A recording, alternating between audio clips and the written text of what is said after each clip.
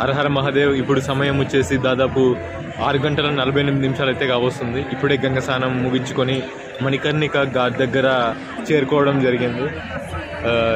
చూసుకోవచ్చు మనం ఎంత రిచ్గా బతికినా కూడా ఒకనాడు మనం ఇలా అగ్గిలో ఆహుతై బూడిదిలా మారాల్సిందే.